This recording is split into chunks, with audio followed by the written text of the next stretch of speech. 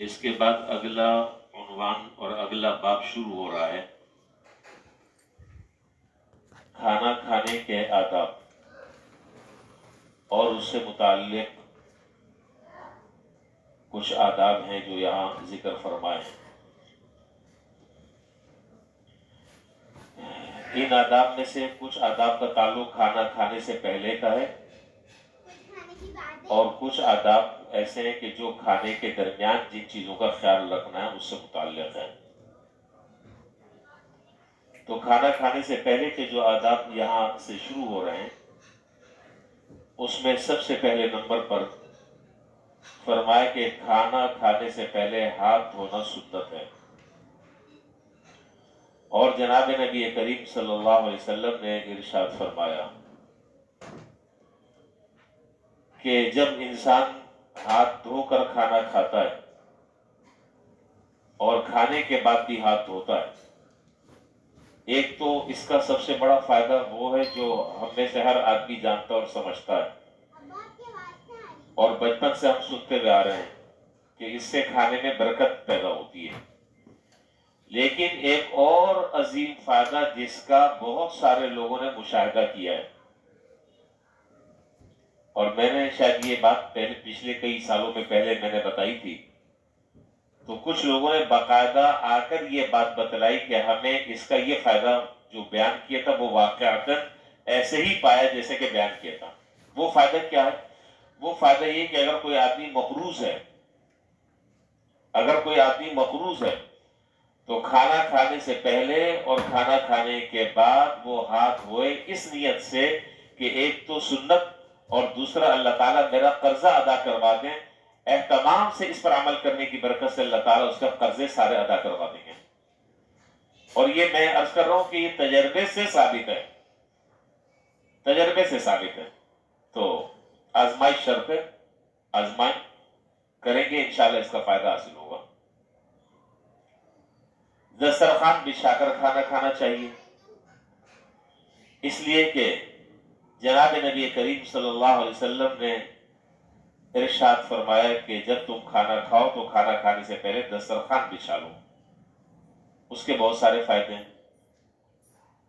جوتے چپل اتار کر کھانا کھانا چاہیے، اس لیے کہ حدیث میں ہے اذا اکلتم الطعام،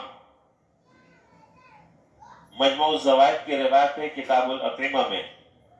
جناب نبی کریم صلی اللہ علیہ وسلم نے ارشاد فرمایا کہ اذا اکلتم الطعام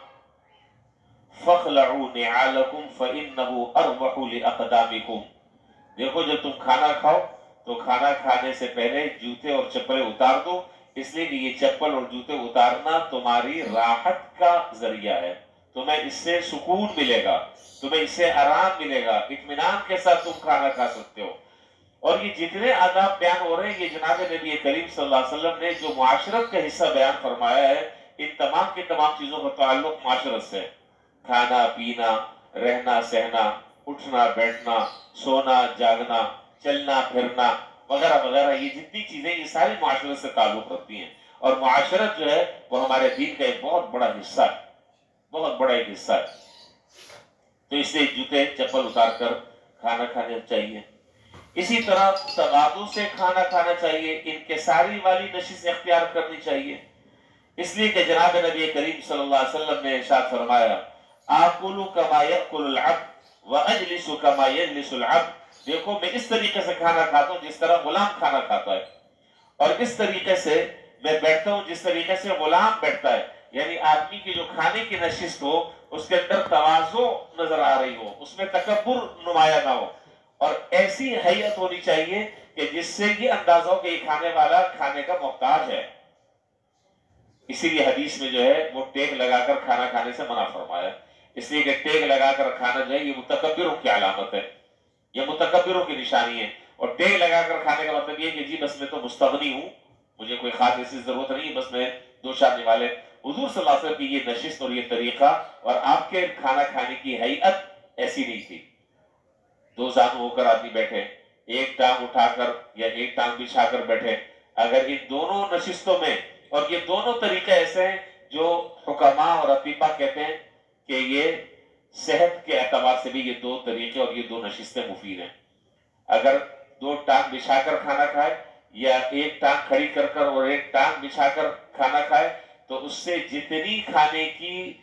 بھوک ہوگی اور جتنی کھانے کی ضرورت ہوگی اتنا کھایا جائے گا، زائد نہیں کھایا جائے گا.